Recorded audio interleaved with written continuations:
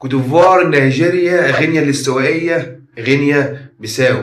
دولت منتخبات المجموعة الأولى في بطولة أفريقية 2024. هنبدأ بمنتخب كوتيفوار. منتخب كوتيفوار القيمة التسويقية بتاعته 329 مليون يورو، ولكن أبرز لاعبين منتخب كوتيفوار هو فرانك كيسيه.